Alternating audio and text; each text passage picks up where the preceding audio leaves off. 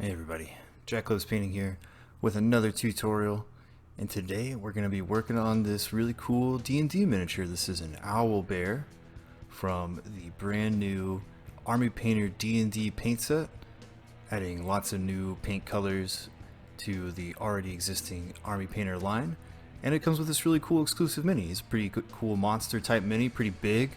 It's easier to practice on larger models, especially when you're trying new stuff.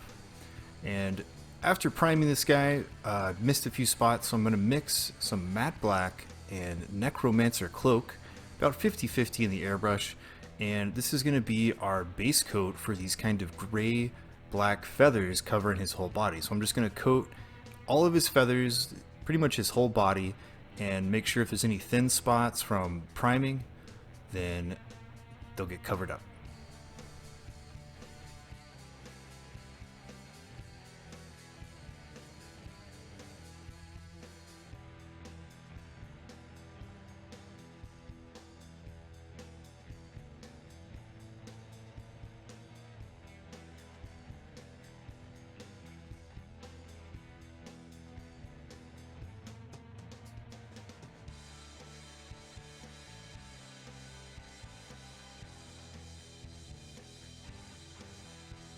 We're going to grab Necromancer Cloak one more time and just use that pure in the airbrush with some flow improver and do a high angle airbrush highlight over the whole model just to help highlight our black feathers. Going with this color scheme because it mimics the artwork of an owl bear from the 5th edition D&D book, I think is what it said. I don't know, I just googled owl bears, I've never painted one of these. It's a really cool model, so this is a fun process overall, but I wanted to kind of capture a different look than just a brown type bear look for this guy, so it's going to be a little unique. After that, we're going to get some uniform gray. This is a kind of a mid-tone gray, and we're going to do a light highlight, kind of picking out some of those larger areas again, focusing on the tops of the shoulders, his thighs, that kind of thing, trying to capture where the light is hitting his black feathers and highlight those up a little bit.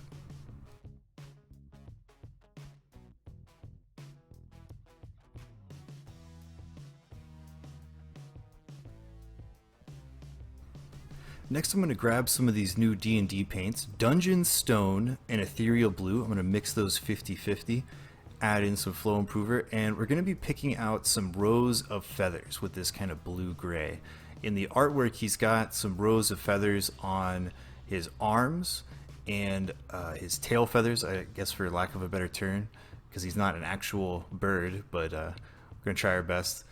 And I'm just going to highlight these feathers with that blue-gray to pick those out, because in the artwork they're kind of a off-white blue-gray kind of color to pick them out in the arm areas on the owl bear. So we're going to do those rows. I just kind of picked whichever one. So we got the middle one and the ones on the end of his arm, the tip feathers, and I'm just going to base coat those in with the airbrush, using my thumb here as kind of a masking so that I don't spray that blue-gray onto his legs or his belly area. So you can do that. You can use a little card or a piece of paper if you don't want to get paint on your hands.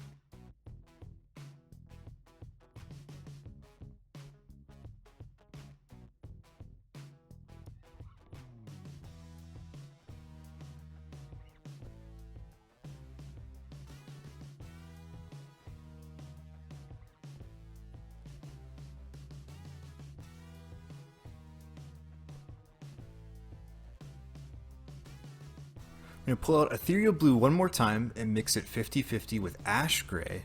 And then after I mixed that up, I added in some mummy robes, because mummy robes is kind of an ivory color. Because when I mixed those two colors together, it wasn't as bright as I wanted it to be. So sometimes you need to pull out a third color, maybe a white or an off-white like an ivory just to brighten it up a little bit. So then I'm going to highlight our feathers with this lighter blue-gray kind of near the tips, so we have a little bit of gradient built up in those feathers, popping them out, and we're going to continue from there.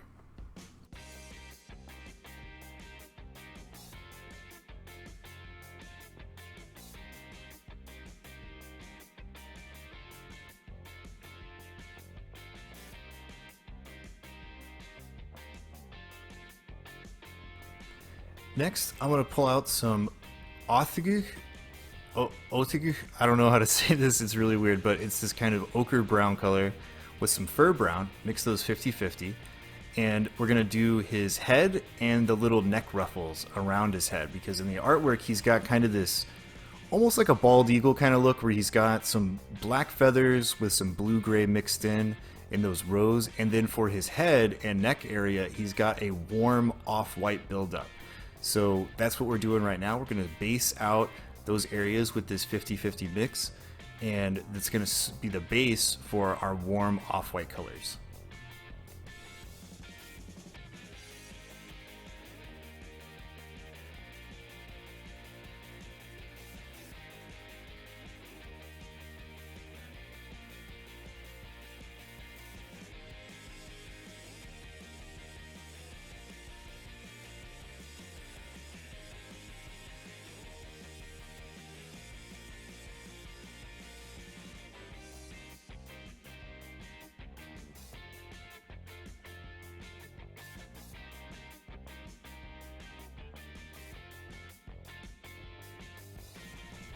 Alright, we're going to get this ochre brown back out and some skeleton bone, mix those 50-50. You'll notice we do a lot of 50-50 mixes in this video. I wanted to try out a bunch of different stuff with these paints because I've never used them before, and I wanted to try to get some cool colors. So we're spraying this 50-50 mix over those feathers on the details of his face, popping those out. And again, we're going to focus more towards the edges of those feathers on his neck, and then for his head, I'm focusing towards the brow, where the brow is higher than the back of his head, and those little ear feathers he's got, and popping those out with a little bit of a gradient. And then finally, I'm going to pull out some mummy robes. Like I talked about before, it's kind of an ivory color, a little bit darker than an ivory, so it works pretty good, doesn't go too bright. And we're just going to go over those highlights one more time, focus them a little bit more, dial it in, so we're not totally covering up our gradient. We want to see that gradient of our warm white colors. We're just going to pop those out a little bit more. I know it's reflecting a lot with the bright lamp, so between this transition and the next one, you'll see that the lights have been dimmed, so that way it won't reflect as much. And then we're going to pull out some matte black. And what I'm going to do with this is thin it down so it's pretty transparent, and I'm just going to go in and correct a little bit of the overspray so that we can divide up those areas of the body more cleanly. You can see that on his kind of arm, shoulder areas, we got some of that ochre color, and I want to cover that up. Areas in this middle section of feathers and areas where I may have gotten a little bit of overspray from our blue-gray colors, I'm going to cover those up, and that way the pattern of his feathers is much more defined and it looks a lot cleaner.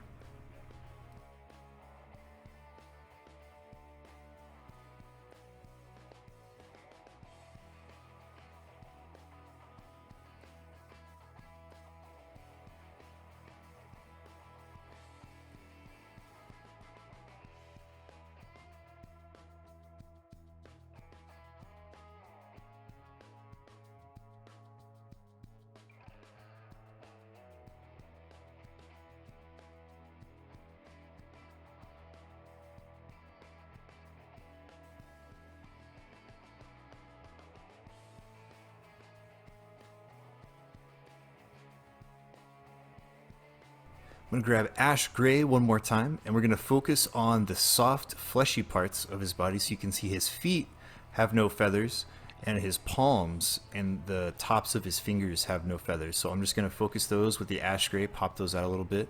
Typically when you see animals, especially black bears, things like that, their skin is kind of a blackish gray color underneath their black fur. So that's kind of what I'm doing here.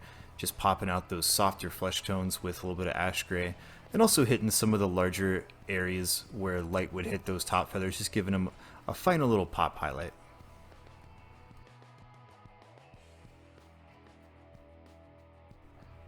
Next, we're going to pull out some Fire Newt Orange. This is a really yellowy orange color because I want to base out our beak of the owl bear with this color and build it up to a really bright color. I want the beak to really pop, so I'm not doing a super realistic beak color, which would be kind of a darker ochre, more muted. I want this to be really bright, really yellow, and we're going to end up highlighting it to look kind of shiny. So that way, in the middle of this owlbear face, we have this really bright beak that's popping out, and it helps define the features of the face a lot nicer. And to highlight that, there's this rosy skin color in this set, and I like this one. It's a nice kind of pale highlight color to this Fire Newt Orange. And I'm just going to focus kind of the bottom of the beak, going more towards the cutting edge part of the beak, so that that Fire Newt Orange is kind of left in the recesses, but I don't want to completely cover it up. I want to try to build up a little bit of a gradient there. And then finally, I'm going to get some mummy robes and mix that into that rosy skin to get an even paler mix. And we're going to focus the sharp features of the beak. So you can see like the midline of the beak where there's that kind of line that runs down the center. We're going to do some little scratchy highlights going down towards the cutting edge to give it that kind of carapace bone beak feel.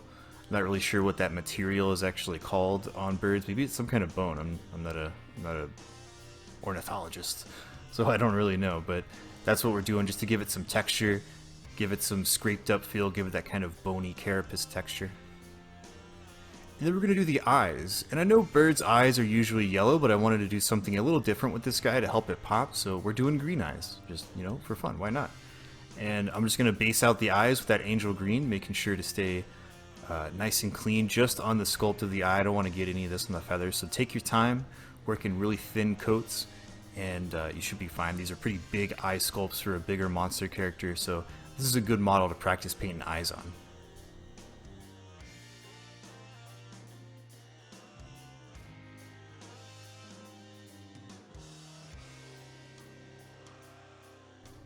Next, we're going to go over that angel green with some goblin green and almost cover up that entire area. We want a little sliver of the angel green left over, so that way we have some of that iris look where the color gets darker and darker out towards the edges, and then in the center the color is more vibrant. So that's what we're doing here.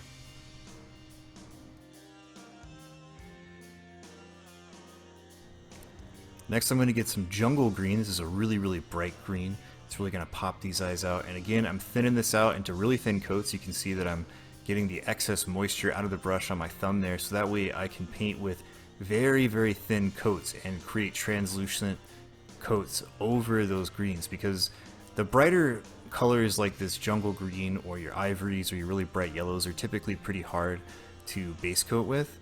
So you want to try to create transparent coats that you build up a little bit over time. And then I'm just going to take some of that Fire Newt Orange, mix it into the jungle green to get kind of a yellowy green, just for one final little pop highlight to make those eyes almost glow, because I really want that nice kind of poppin' green yellow, so those eyes look really good from a distance. Then I'm going to take some matte black, thin that down, and what we're going to do here is clearly define the eye and draw our little irises. So I'm just drawing around the outside edge of the sculpt of the eye. If you've ever seen some animal eyes, particularly like wolves and bears, they have that kind of black inside the pupil and black outside the iris. So the iris is incredibly vibrant, either like a yellow color or blue color sometimes that you see with wolves. So that's what we're doing there. And then I'm just going to draw a little straight line, just like a little dash mark right in the center to create those kind of cool animal style eyes. And then I'm going to take some mummy robe and do a little shine dot right on the right side of each eye. That way it looks like a shiny eyeball. And now it's time for the wash. So I'm going to do the Army Painter wash system. I'm going to grab some quick shade wash mixing medium, some of this new brown tone, and some of this new shadow wash. Still basically black and brown. A little bit of flow improver. Flow improver helps a little bit better than water, but we're still going to add some water into this after I mix it up because I need it a little thinner than it already is.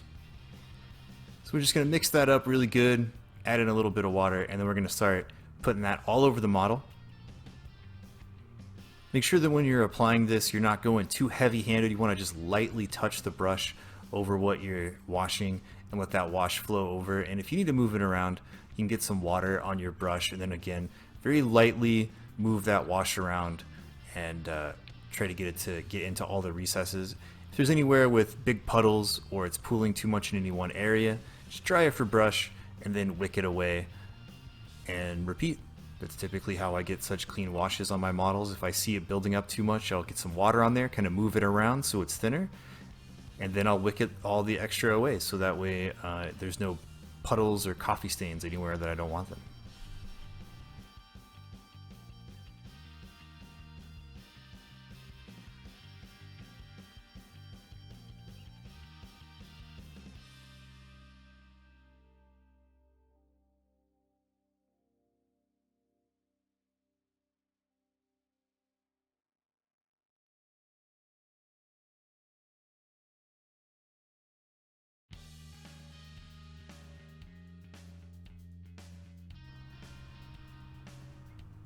Alright, here he is. The wash is all dried up. You can see all those details are starting to pop out.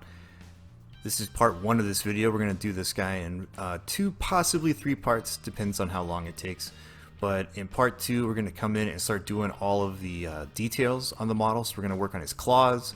We're going to work more on that soft flesh. We're going to work on the inside of his beak where his mouth and tongue are. And we're going to be doing some dry brushing to pick out all those feathers, because on organic models that has fur or feathers, I really like the effect of dry brush to pick out all that fine detail on that kind of stuff. So make sure to catch part 2, which is coming out next week. And until then, I'll see y'all next time.